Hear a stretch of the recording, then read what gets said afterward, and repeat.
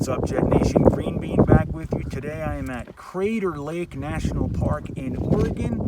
I think it's just about time to start getting into the training camp. We have drips and drabs coming out, but we finally have a little bit to talk about, so we'll do that when we come back. All right, Jet Nation, GreenBean back with you. Sorry, I had to move from my previous spot. It was a little windy. I apologize about the little bit of wind noise in the beginning there, but there was no way I could continue the video. I didn't have my lavalier mics or anything like that, so I just waited till I got back to the camp, and now I'm gonna record this video. I'd like to talk about some of the news that we're hearing out of training camp. It's very different than most years in the sense that we're not getting quite the level of access and news that we're used to. I mean, by this time there'd be preseason games and everything else, and we would have a much deeper outlook on a lot of the little battles going on and what players doing what. But some of the bigger news that is starting to come out this past week has been pretty good as far as news comes out, although not all of it good news, but just in the quantity. So let's see. First, my biggest disappointment so far, man, has to be my boy Vyncint Smith, out 5 to 8 weeks. And that's a bummer. You know, look, he could be the next Clyde Gates or Stevie Anderson or anything like that. But the truth is, I felt good about him, man. I thought he was going to be the next Robbie Anderson, and he still may be, but this was his chance. The Jets did not flood the receiver room like many of us thought they either might have or should have, but they didn't. And I think a lot of that had to do with having guys like Vyncint Smith and Dotson in the room that they wanted to give a fair shake, you know, give them a chance and see how that went. So Dotson, as we know, is opting out, and Vyncint Smith, as we now know, is out 5 to 8 weeks with a core muscle injury. And what a bummer, because like I said, you know, you never know when these chances are really going to come in someone's life, and I feel like he earned it. He had you know, the year in Texas with the Texans, in Houston, and then he had last year with us, and he has flashed, and I think the Jets as an organization were very high on him. So that's a bummer, and that is bad news, and I wish him well.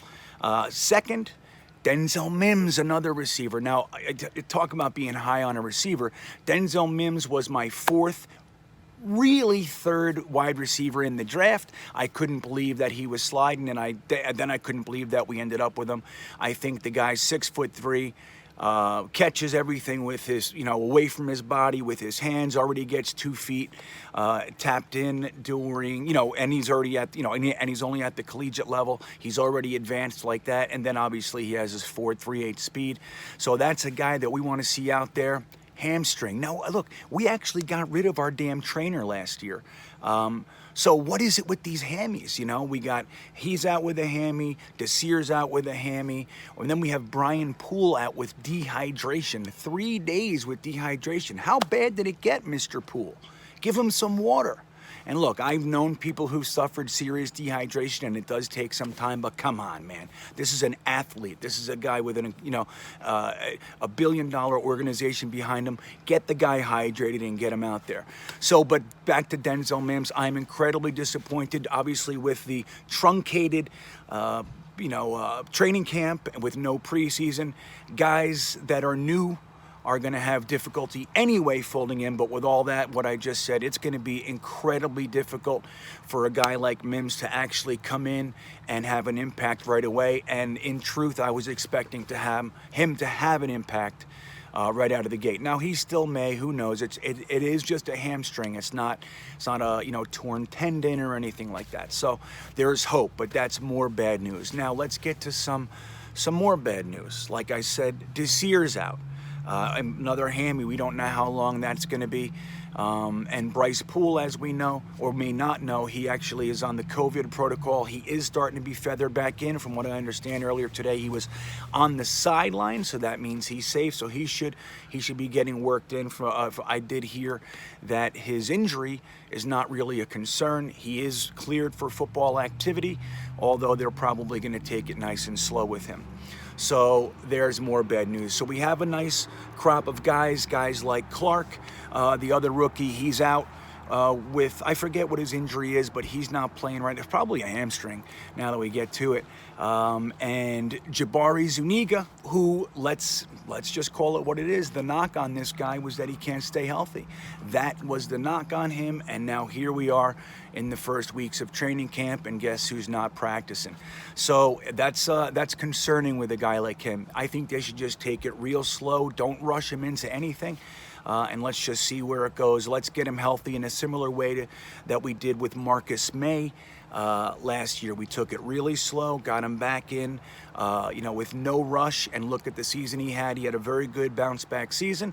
The first piece of good news, it's being said that Marcus Maye is having the most impressive camp of any Jet. Offense, defense, special teams. Marcus Maye is having the best camp so far, and that's great news, especially after trading Jamal Adams.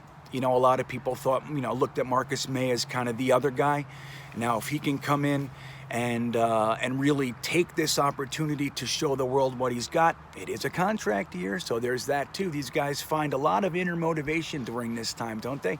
All of a sudden, they just find it within themselves to have the best season ever. So I think Marcus Maye might be twofold. One, the contract year, and one, realizing the opportunity with Jamal Adams gone to become the guy back there. I think it's great news. I mean, shit, that guy, he's shown that he is a very competent safety, some real flashes of brilliance over the years. So if we get Marcus Maye at 100% and playing motivated and driven, that's good news for us. Some more good news. Mekhi Becton, as they say, is making his presence known. Now, his presence being known started with one thing, which is the other side of this good news.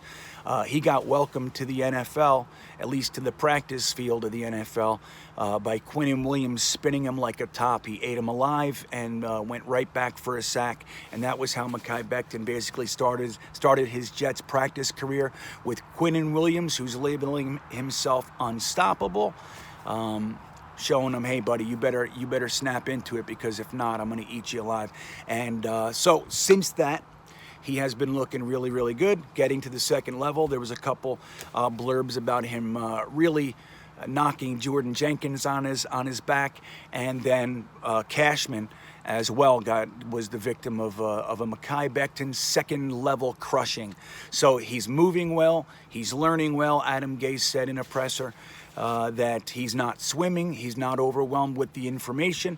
Everything is moving forward as planned, and even exceeding some expectations. So if that guy above everybody else can come in and contribute in a solid way right away, that is going to pay dividends for the New York Jets, because it's going to pay dividends for Sam Darnold.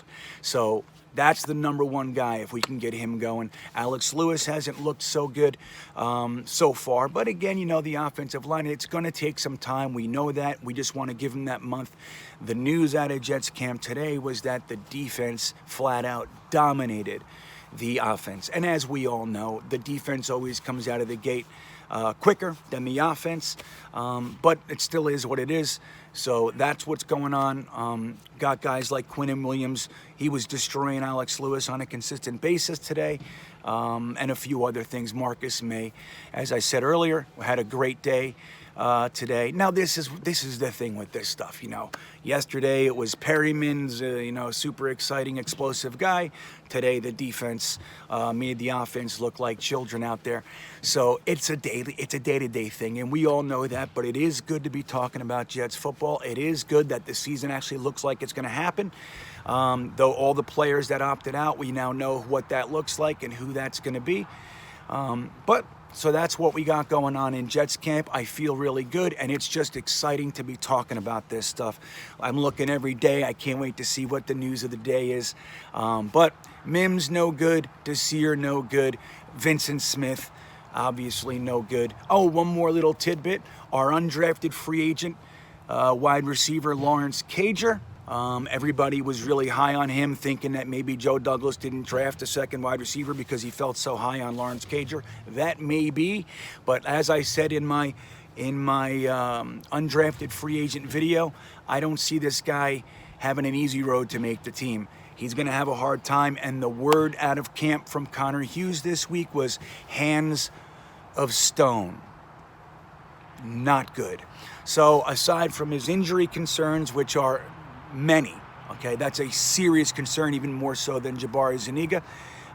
He now is getting labeled with stone hands. Not a good start for Lawrence Cager. Anything can happen. Of course, we're all rooting for that. I would love our 6'5" guy to be able to come in and actually play, but it's going to be a tough road. So that's another little tidbit, little bonus.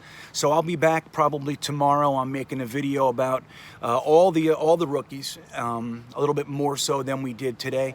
And I'm also making a couple other vids for you guys because I'm out in Oregon and I don't have any service.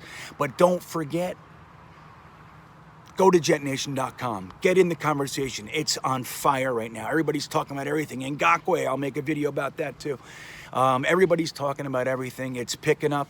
If you like to talk Jets football, that's the place. Don't forget to listen to our podcast, Jet Nation Radio. You can listen to it anywhere you get podcasts, and you can listen to any episode whenever you want, basically, which is what I do all the time anyway. So hopefully I'll have some service for you guys. But let's get into it. The season is underway. We're getting it going. Let's wait for more good news from Jets camp. Go Jets.